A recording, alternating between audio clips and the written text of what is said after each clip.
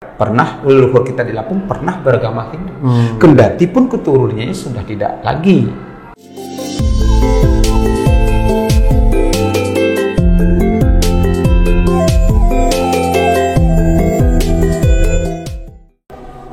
Om Swastiastu. Om Swastiastu. Salam. Salam Rahayu pemirsa Hindu Channel. Pada hari ini kita tetap berada di Provinsi Lampung. Nah, kalau kemarin kita membahas tentang beberapa hal yang disampaikan oleh Ketua PHDI Lampung, kemudian anak muda generasi Hindu. Pada hari ini kita akan ngobrol bersama dengan Bapak Dr. Iwayan Mustika M.Hum. Beliau adalah dosen Universitas Lampung, sekaligus menjabat sebagai Ketua Regional ICHI Provinsi Lampung. Sehat Pak? Nggih. Tadi pun. Iya pun. Menarik nih Pak. Kemarin kita kan sudah diskusi dengan beberapa umat di Lampung. Kemudian hari ini kita akan ngobrol tentang moderasi beragama, bermasyarakat, kemudian berkaitan tentang berbudaya. Nah, beragama khususnya di luar dari Bali. Kemudian saat ini kita berada di Lampung. Nah, gimana nih Pak kondisi umat kita di Lampung? Baik, terima kasih umat sedharma, Bapak Ibu, para tokoh, Empu Resi, Maha Guru yang saya sucikan. Kalau untuk kondisi umat Hindu khususnya di Provinsi Lampung saat ini sangat baik. Sangat baik. Dari sisi ekonomi, dari sisi sistem bermasyarakat, pendidikan, itu lebih baik. Itu lebih baik. Nah, hanya saja yang perlu yang miliki wadah atau payung di masa yang akan datang adalah bagaimana generasi atau umat Hindu di Lampung barangkali yang belum beruntung, misalnya putus sekolah, mungkin ditinggal bapak atau ibunya yatim. Ya, itu yang perlu menjadi sesuatu pemikiran untuk kita semua. Yang kedua, kalau umat kita sakit, kalau sakit mereka, andai kata kita bisa memiliki salah satu bentuk atau klinik atau tempat berobat yang masih Hindu, berupa yayasan, itu akan lebih menguntungkan. Jadi hasil bumi kita di Lampung ketika sakit untuk diri sendiri, untuk kita lagi. Dan tentu kalau yang demikian kan semua aspek tanda kutip bisa bekerja. Ya, kalau misalnya kita punya tempat kesehatan, itu dari berbagai lulusan itu bisa, bidan, perawat, dokter, ekonomi. Ya mungkin lulusan SMA dan SMP pun bisa dipekerjakan. Nah, ini kita bisa melihat peluang-peluang di masa yang akan datang, melihat harus globalisasi dan era digital ini luar biasa, tuntutan dan pengaruhnya. Dan kita tidak boleh memandang sebelah mata. Kita harus menjadi sahabat digital, tidak alergi akan harus global, karena tidak bisa dibendung lagi. Itu tidak akan bisa dibendung. Nah, kita sekarang kecerdasan kita dibongkar, kita bangun ini paradigma bagaimana kita bisa menjawab semua aspek tantangan yang ada di era global ini dan era digital. Itu yang perlu yang kita harus jawab dari berbagai lini, sektor agama, sektor budaya, sektor bermasyarakat, pertanian, ekonomi, pendidikan, semua harus bangkit dan harus bangun di situ. Karena untuk di Lampung ya setungkari kita sudah memiliki alumni yang ada dari dokter, ada dari perawat bidan, banyak sudah. Kan sangat kasihan sekali manakala potensi-potensi yang ada ini bekerja di tempat lain. Ya, kalau dalam bahasa Jawa ini kan eman-eman. Nah, eman-eman. Ya, wong kita memiliki kok malah dikasih wong liya ini kan. Nah, ini yang perlu kita bangun paradigma. Nah, Pak Mustika nih, kalau kita lihat potensi umat kita nih Pak, secara saat ini yang bisa kita lihat itu apa Pak? Potensi besar, harapan besar untuk ke depan ini apa Pak? Ya. Harapan besar yang kita utamakan adalah khususnya di Provinsi Lampung bagi umat Hindu.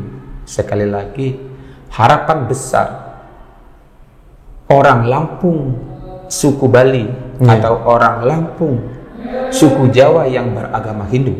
Nah, begitu, yang beragama Hindu harus mampu membangun moderasi bermasyarakat dan berbudaya, beragama. Ketiganya ini tidak bisa kita lepas atau salah satu kita pilih, tidak bisa.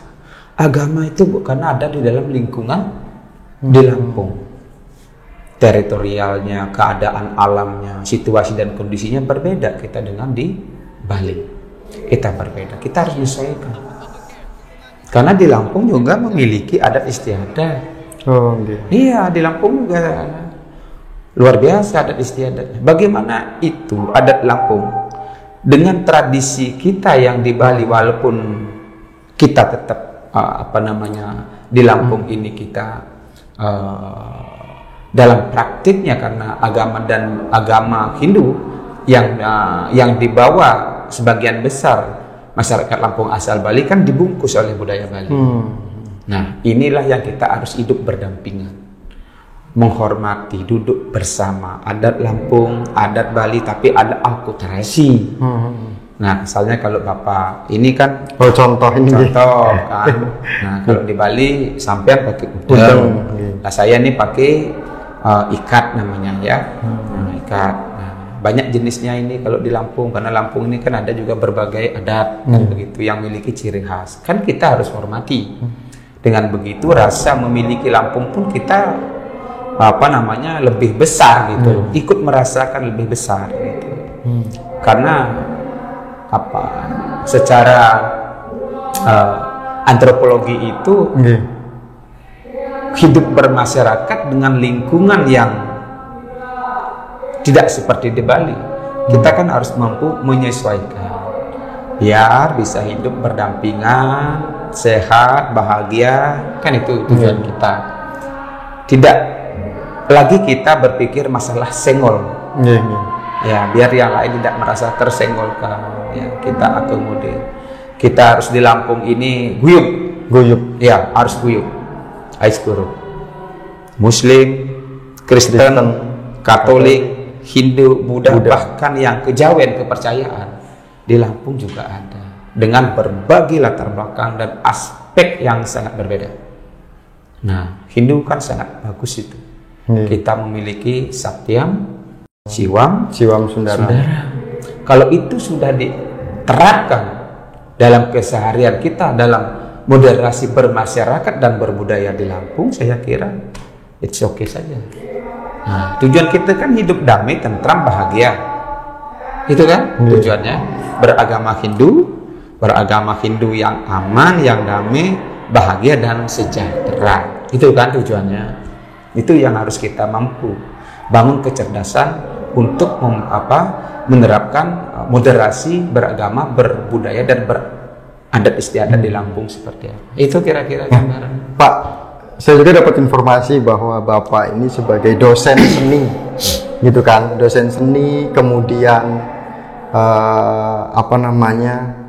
juga sudah tinggal di Lampung lumayan cukup lama gitu Pak. Kira-kira berapa tahun Pak? Kalau keluarga besar dulu transmigrasi tahun 63. Nah, tahun 63 yang menjadi kesamaan Hindu dengan adat Lampung tuh Pak, yang akhirnya kan menjadi moderasi beragama seperti Pak, moderasi secara sosial gitu. Adatnya mungkin itu apa Pak yang menarik dari situ? Ya, baik, begini. Kita kan melihat bangsa ini, negara ini dari historinya. Nusantara ini kan awalnya itu dibungkus oleh animisme dan dinamisme. Kan itu dulu unsur kepercayaan milik yang sejati milik kita. Setelah itu termasuk di Lampung juga ada namanya periodisasi. Saya justru melihat Lampung ini dari aspek periodisasi. Masa prasejarah itu di Lampung seperti apa keyakinannya, apa kepercayaannya, seperti apa adat istiadatnya. Yang kedua, Lampung pada masa Hindu Buddha. Pada masa Hindu itu di Lampung apa tinggalnya? Peninggalnya berupa apa? Seperti apa keyakinan? Daerah mana saja yang seperti itu demikian? Karena hasil riset saya bahwa yang saya tulis itu adalah Lampung mengenal 4 periodisasi. Lampung pada masa prasejarah, pada masa Hindu Buddha, pada masa Lampung pada masa Islam, Lampung pada masa penjajahan, Lampung pada masa kemerdekaan, dan Lampung pada masa globalisasi. Nah, ini yang harus kita bisa lihat secara runut. Tidak bisa kita melihat satu daerah Lampung itu hanya memenggal saja, tanpa harus melihat latar belakang. Nah, namanya Lampung itu dulu pernah pengaruh Hindu, otomatis kan secara tidak langsung teorinya itu menggambarkan leluhur kita di Lampung pernah beragama Hindu. Kendati pun keturunannya sudah tidak lagi. Nah, bagaimana yang beragama Hindu hidup di Lampung? Ya, kewajiban kita kan salah satu memuja, memohon, berterima kasih kepada leluhur kita, leluhur di Lampung yang pernah dulu beragama Hindu. Itu cara memandang, itu cara perspektif untuk berkomunikasi dalam moderasi berbudaya, beragama, dan bermasyarakat, sehingga kita erat.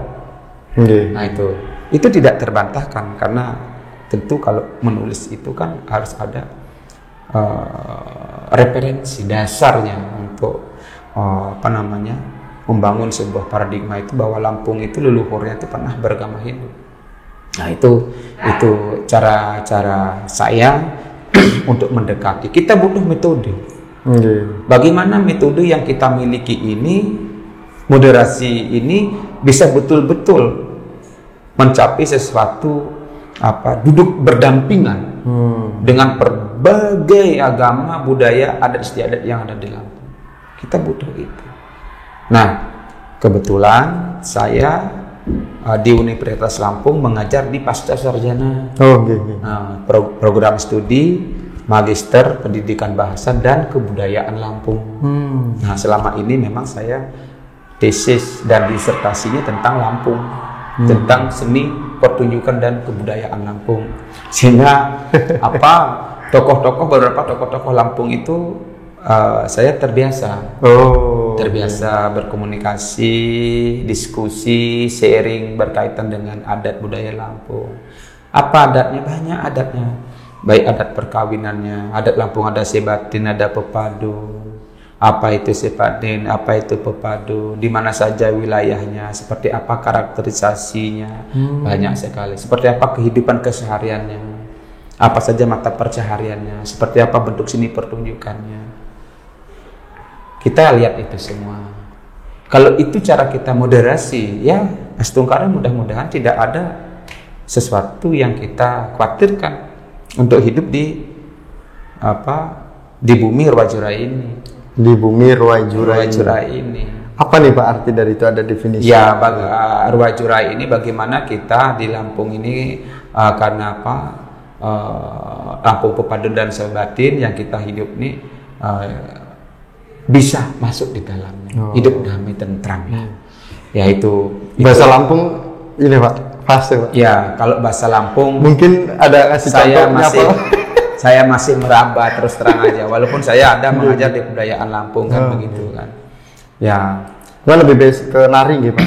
Tak penari. Iya, tidak juga. Saya mengajar tentang kebudayaannya Lampung juga. Kalau nari iya juga. Nah, bagaimana gini? Seni pertunjukan itu untuk kita melacak sebuah agama, budaya bisa melalui seni pertunjukan. Benar. Bisa kita dapatkan karena seni pertunjukan itu ada historinya, ada sejarah pertunjukannya itu, dari mana, dari busananya apa saja, gerakannya mencerminkan apa. Nah itu kan bisa ditelusuri. Seni pertunjukan itu bisa kita telusuri untuk mencapai, oh ini budaya apa, ini pada masa apa, gitu.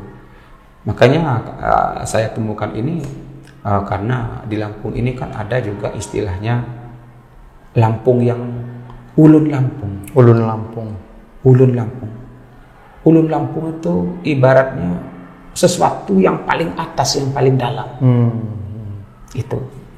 Jadi bagaimana kita bisa melihat itu sebagai sebuah histori, sebagai pijakan bahwa ternyata Lampung ini sangat tua sekali. Pada masa, karena banyak ya, pada masa Hindu katakanlah begitu, kan banyak peninggalan yang kita temuin di sini. Tercontoh di Museum Negeri Lampung kan ada peninggalan patung Ganesha kita temukan. Itu kan peradaban Hindu.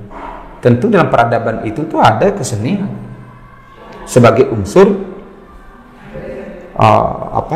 ungkapan atau fungsi sebagai pemujaan untuk mohon keselamatan. Itu di mana-mana di Asia, sebagian Asia Tenggara demikian, karena kita ada negara agraris, daerah sebuah wilayah agraris. Orang panen padi syukuran, orang menanam padi syukuran, kan demikian. Orang mau bikin rumah syukuran, orang yang mau menempati rumah syukuran. Itu kan orang daerah agraris kan demikian. Ketika sakit memohon memuja, bisa menggunakan musik atau gamelan, bisa menggunakan tarian, bisa menggunakan nyanyian untuk memohon biar daerah ini aman, hujannya bagus, tidak kering, hasil pertaniannya bagus, dan tidak ditimpa wabah penyakit. Kan itu kira-kira. Nah itu dalam konsep kita yang kita temukan, seni pertunjukan itu berbagai fungsi. Sama kalau di Bali kan ada berutuk, ada barong. Jangan melihat barong kemasannya sekarang sudah menjadi profan, menjadi pariwisata, tapi barong itu bisa dilihat dari fungsi ritualnya. Itu. Nah ini yang harus kita bahas, sehingga moderasi beragama, berbudaya dan bermasyarakat di Lampung betul-betul harus menjadi sesuatu edukasi bagi generasi hidup berikutnya, biar tidak asing. Benar-benar. Itu. Nah, Pak, ada nggak nih mungkin terakhir ini kolaborasi antara budaya Hindu atau budaya Bali itu dikolaborasikan dengan Lampung? Ada nggak Pak? Pernah tidak ini? Iya, teman-teman yang di Lampung yang membidangi seni sudah ada mencoba bagaimana gerak tari Bali digabungkan dengan gerak tari Lampung menjadi sesuatu tari kreasi. Itu salah satu contoh. Yang kedua, namanya kita sudah tinggal bumi kita di Lampung ini, pasti ada akulturasi. Tergantung lingkungan. Kalau daerah kita, lingkungan kita, desa kita, pekon atau tiuh kita adalah ada suku Balinya, suku Jawanya, suku Lampungnya, tentu ketiganya ini nanti ada akulturasi. Akulturasi budaya terjadi, seni juga bisa. Itu. Nah, karena sama misalnya nih, kalau orang daerah kita lingkungannya termigrasi karena Jawa dan Bali di Lampung, contohnya di kampung saya misalnya kan,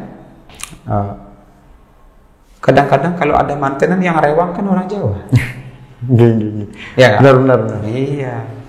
Ini kan moderasi yang bagus yang perlu dipupuk, yang perlu dikembangkan, tidak menjadi ego, ya, egosentris, self-center kan, menganggap diri yang paling benar, menganggap budayaku yang paling bagus, yang lain tidak bagus. Menganggap adatku yang paling hebat, yang lain tidak hebat. Nah, itu kan menjadi sesuatu yang berdampak akan terhadap benturan atau gesekan atau sebulan. Itu. Padahal tujuan kita ini kan jelas, hidup damai, aman, sejahtera. Kan itu tujuannya. Nah itu yang cari gambaran itu. Ini perlu harus dibumikan konsep-konsep atau paradigma ini dimanapun tinggal. Kendati pun kita di Bali pun tinggal, kita harus juga menerapkan moderasi bermasyarakat, bersaudara dengan semeton. Jangan kebalik. dengan saudara sendiri senggolan, tapi dengan yang lain datang akrab. Nah, ini perlu belajar banyak merenung tentang kehidupan sosial di masyarakat. Nah, Pak, terakhir nih untuk umat Sedharma, untuk pemirsa Hindu Channel, pesan Bapak untuk generasi Hindu, kemudian untuk umat Sedharma, dan untuk seluruh yang menyaksikan Hindu Channel. Ya, terima kasih saudara sekalian, Bapak Ibu para tokoh yang saya hormati seluruh Nusantara ini. Mari kita menata kembali moderasi beragama, berbudaya dan bermasyarakat dengan konsep pertahankan, cintailah budaya Nusantara sebagai bentuk wujud pelestarian warisan bangsa dan negara ini untuk meletakkan identitas kita yang sesungguhnya atau ciri khas yang kita yang sebenarnya, namun tetap kita semua berwawasan global, ya, tradisi sebagai warisan, namun kita harus berwawasan global. Ini yang harus kita pandang ke depan, karena harus globalisasi dan zaman digital ini, era digital ini, banyak aspek, banyak perspektif, banyak pengaruh yang tidak kita duga-duga itu datang dari mana saja, tidak secara datang lewat darat, laut, bahkan tidak kedengar terlihat pun datang. Nah, ini yang bagaimana kesiapan kita generasi Hindu khususnya untuk mempersiapkan diri, mempersiapkan semua komponen baik dari sisi pendidikan dan sektor ekonomi harus dibangun. Itu sehingga kita bisa beragama Hindu hidup bahagia, sederhana, murah, dan kita bisa berdampingan dengan agama atau suku lainnya. Terima kasih, itu yang saya bisa sampaikan. Semoga kita sejahtera, jagat kita, umat Hindu Nusantara. Terima kasih. Suksema nggih Pak. Terima kasih pemirsa Hindu Channel sudah menyaksikan Hindu Channel pada hari ini. Topik-topik kita yang beberapa ada di Lampung. Kami tutup dengan Paramasanti bersama dengan Bapak Dr. Iwayan Mustika M. Om Santi Santi Santi.